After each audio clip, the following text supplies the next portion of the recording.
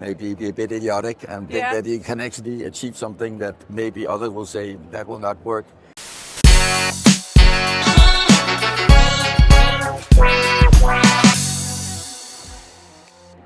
I want to know, because you've done a lot of acquisitions recently, I want to know what's the reason behind it? Well, it is to fuel further growth. So it's two quite different acquisitions we did. One was a company similar to ours, but somewhat smaller. So this was an acquisition mainly to get a market access. So this acquisition got us into UK and Africa with our platform products, platform, sports, boat, casino. And so in this case, we were mainly looking at market entry. The other acquisition was Fantasma Games, young and really good game studio. So here it's completely different. Here the main purpose is to get the technology, the team, keep all of this, and hopefully grow them even further within EveryMatrix. When you started with EveryMatrix, in 2008, was all of this in the picture, or did you have another idea of it? We had very little of this in the picture. We had only one product, and we thought we would be perfectly fine with only one product. And maybe we could have been. We started with the sportsbook, and we built a nice sportsbook. But then, step by step, you see an opportunity, you see another opportunity, and when things work out, then you can keep expanding, and that's what's happened to us. When did you realize that, okay, what we're building is working, and we need to expand it further? Yeah. That is when you get the first really large clients. So we had a first phase of the company where we were signing small, medium clients, and this was nice. It was business. We were making money and we could pay our salaries, but we didn't feel that we had something really special. When you start selling to the best operators in the market, that's when you know you're onto something. And so this has been the last 5-6 years. It's been like this, and taking off really nicely. What are some lessons you've learned along the way, both in leadership and also, building a team, building a company? The ability to investigate yourself and your team, to see what's working and focus on this, to be a little bit analytical, looking at this. I think this has been important.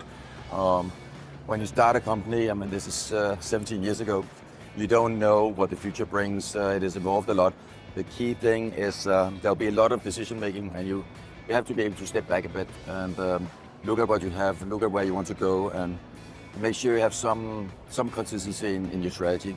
And I think that is one of the reasons it's gone so well for us.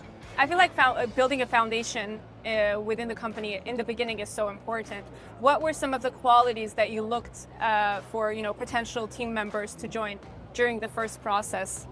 And it's different skills. Of course, you need people with the knowledge, but you also need people that take ownership of what they're doing. I think that is one of the key things, and I think we have it today, and I think we had it from the start, that many of the key staff we had were not like, oh, do this, and then if you don't order them to do anything, then they don't do anything. Instead, I think we are blessed with having many people that actually take ownership of what their role is, what their tasks are. They don't have to be micromanaged. They understand what they do, they like what they do, and they are like self-sufficient. I think this has helped us a lot. We couldn't have grown so much if we had to do it another way, and this allowed us to scale, and we grew very fast in terms of organization. But still, I feel we still have a lot of the same culture and spirit that we had when we were 200, now that we are 1,200, and I like that very much. How do you keep that balance of keeping the traditional culture within the team, but also, bringing in innovation throughout the years? By splitting up things, by not having a big monolithic organization, but more say, we have our EveryMatrix team, a very nice team in Yerevan. They are a small company within the company, and they are in the same way as when the company was 50 people. Now they are 50 people, but only within theirs, and they can manage many of these things themselves. They are a large independent. They have a game studio that's 100 people.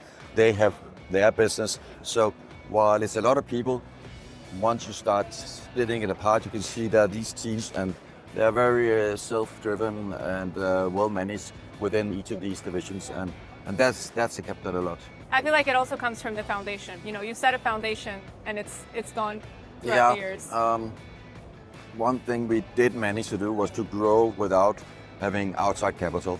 And so it's been at times slow and painful, but we have built this company from scratch without having investors and a lot of outside influence. So we have made our mistakes, but it's our own mistakes, and if we make them and we can work them, then that's good. So that, I was part of founding the company, and many of the people that were there have been part of this whole journey. And in this way, I think we've kept a lot of that founder spirit and startup spirit, even though it's by far from a startup today. If you could give advice to your younger self when you were just like starting the company, what would you say? Keep doing what you're doing, and be patient. And I think we were. At times when things are not going so well, you can maybe doubt if you're on the right path. And then it's nice to be a bit stubborn or maybe be a bit idiotic and think that you can actually achieve something that maybe others will say that will not work. So sometimes you will just plow ahead and that's important, and I think we did that. And what do you think makes companies usually fail within the first, let's say 5 years? What do the leaders or the founders do wrong that makes the companies fail? If you say one generic thing, it would be that you didn't really know what your proposition was. What are you selling to who? Yeah. You have to know this always, and sometimes it's just not quite clear. Do you have something that other people want to pay for? Is this really a product other people want? That's always like the first joyful thing of any entrepreneur is you build something, will people actually want this? And when you get this, you're like, so then you push on. What's one thing in the iGaming industry that you would change, or that you would want to evolve, in the coming years? I would like to see the regulation continue. I think it's working well, and it's across the world, and big parts of the world where still it hasn't hit properly at home. But I like that the industry has changed towards regulation a lot in these 17 years I've been here, and there's still a lot to do. But that should continue, and hopefully wise and sensible regulation. But that is a good thing for us, and it benefits all of us. Describe your leadership style in 3 words. I think I should ask your team about this. You should. You say no style. No style. No style at all. Just wing it. Yeah. I would say that. I normally try to expect people to do well on their own, and if they do that, then I don't have to get so much involved. So I'm not very active unless I feel I have to. And then of course I have things I like to do, and then I'll just throw myself at something. Yeah. But we've organized ourselves in a way that allows me a lot of freedom, and I'm enjoying that a lot because we have many good people, and they take care of many things that allow me to sit here with you and have fun. Yeah. Where is EveryMatrix headed? What's next? Well, we did these 2 big acquisitions, and for us, it's a big thing.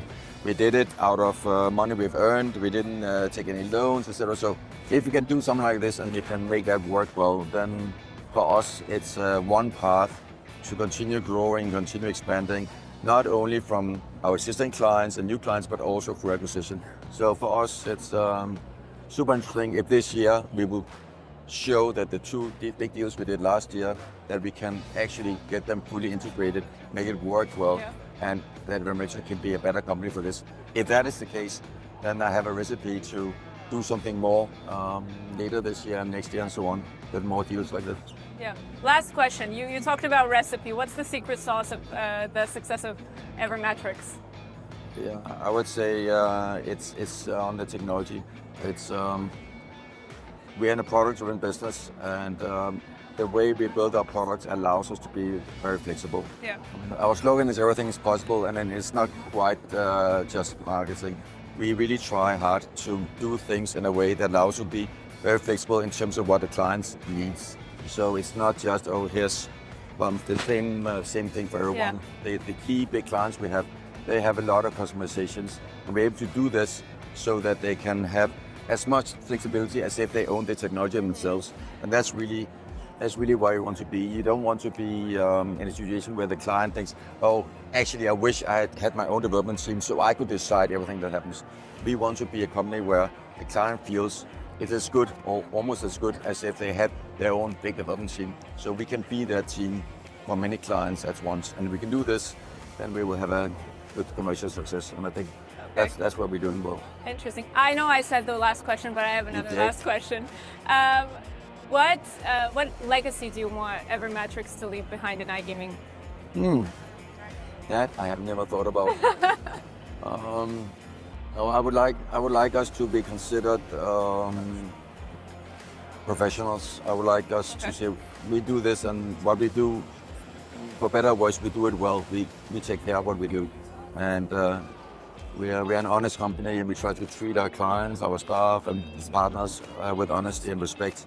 And if we can do this and have a good business at the same time, then I think we did well.